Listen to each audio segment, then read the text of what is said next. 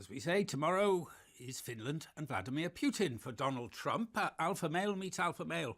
The two leaders have met informally previously, but this summit is expected to have added significance, coming as it does after the NATO summit. Well, Dr. Jenny Mathers is Senior Lecturer in International Politics at the University of Aberystwyth, and Welsh Labour MP Stephen Kinnock worked in a previous life for the British Council in St Petersburg. Morning to you both. Good morning. Morning. Jenny Mathers, how crucial, how important is this meeting? I think it's very important for symbolic reasons. I think it's very important as a piece of political theatre. I think it's really important for Putin to demonstrate that he and Russia are still important. They are, respected in the world. He sits down one-on-one with Donald Trump. So it's really important for Putin to show that Russia is still important. Strangely enough, it seems to be also important for Donald Trump to be validated by Putin. Trump obviously looks up to Putin as an archetypical strongman leader. He seems to want Putin's, his approval in some way. And so I think the symbolic, performative aspects of this summit are going to be the most important ones. You use the word validated, but some would say a sort of validation from Putin is a hospital pass, isn't it, for a democratically elected leader? Well, it's extraordinary, but in many ways, Putin's Russia does resonate with some elements of Trump's base. They see Putin's Russia as a strong country, conservative, socially, moral, Christian, et cetera, nationalist, standing up for its own rights. So there's, in an odd sort of a reversal of history, there are some very conservative Americans who really do look up to Putin and Russia. Stephen Kinnock, are we at a moment where the old ideas of West and East are actually becoming redundant? That as Jenny was saying there, that maybe Donald Trump does see a soulmate in Vladimir Putin? Well, there is a risk of that happening, and I don't really think that President Trump believes in the rules-based world order. He's constantly trying to undermine it, and I think the biggest concern really is around NATO, and he's chipping away at NATO. That is music to Vladimir Putin's ears and is playing absolutely into the Putin agenda. I think it's incredibly important that we just don't forget what Russia is up to, shooting down MH17, massive amounts of corrupt money flowing through London, Litvinenko, Skripal. We're not dealing here with a benign actor. We're dealing with a country which has very clear interests. It's about promoting its own interests in its sphere of influence and destabilizing the West as often as it possibly can. And I think there's a real risk with this summit that it sort of soft soaps some of those critically important issues. Well, I was going to say, though, the Trump doctrine, if we can call it that, seems to be to respect strength. He doesn't particularly care if someone's benign or not. It's to respect strength and to deal with people on the basis of strength.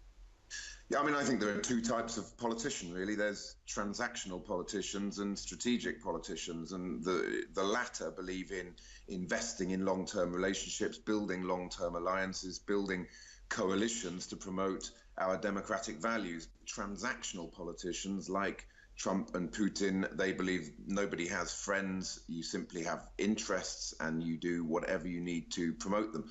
My personal view is, in the end, that will always fall to pieces, because you'll have these very short-term transactions which don't actually lead to any long-term benefit for anybody. And that, I think, is what we're seeing with those two politicians coming together in Finland, is this new idea that you can just discard the post-Second World War rules-based order and try to create something new in its place, but without having a clue really about what that might be.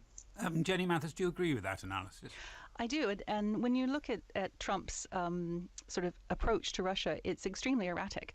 Because on the one hand, yes, he's supported arming Kiev troops against the Russian separatists, but on the other hand, he said yes, Crimea belongs to Russia because people there speak Russian, and he's similarly erratic on all kinds of other issues. So it's very hard to see exactly what policies would be promoted? What would come out of the summit in terms of practical steps forward?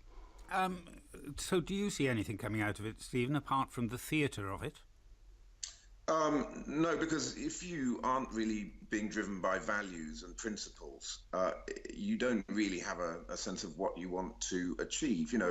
I think we've got to recognize that Russia needs to modify its behavior. We also need to understand why it behaves the way that it does. There's encirclement anxiety. It's a very proud nation and a wonderful people. And, I completely understand the mixture of pride and paranoia that drives the Russian psyche. But understanding it isn't the same as excusing it. And what I think we need to do is double down on the Magnitsky sanctions, double down on the sanctions coming out of the Minsk agreement, the sector-based sanctions, because Russia's Achilles heel is its economy. 70% of its economy it's entirely reliant on oil and gas. It is a very weak player in that sense. We've got to use sanctions in a way that gives us leverage in the relationship to stop the Russians with their saber rattling and aggression, and perhaps we could then have a reset moment in our relationship with the Russian Federation. But Jenny, how likely is that? Because if you look what happened with Kim Jong-un, Donald Trump appeared to give Kim Jong-un a lot of what he wants. He might turn around and give Vladimir Putin what he wants. Said, "Oh, right, we won't have any more military exercises in the Balkans," or whatever. It could go that way, couldn't it? It could. And what's interesting is that, of course, the two men are currently due to meet without any note takers, without any supporters in the room apart from translators. And so who is to say what will be agreed in that meeting? It's only the two men's words that we will have afterwards. And we know how inconsistent Donald Trump is in himself. So, yes, I mean, he could agree to all kinds of things. Whether they would actually come to pass is another question, because, of course, the president's word isn't enough for a lot of these kinds of issues. They would require congressional approval and so on and so forth.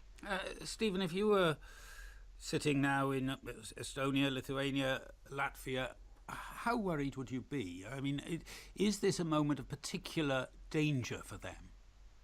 I'd be very worried if you look at the number of Russian military flights buzzing the Baltic airspace. You look at the Zapad 2 military exercises right on the border of the Baltic. What you really need to see is an unequivocal commitment to NATO. And Trump is right that the rest of NATO countries have to share far more of the burden. But now is not the time to be questioning NATO, which has delivered peace and stability and the reassurance that every NATO country needs. We need full commitment to the collective security principles of NATO.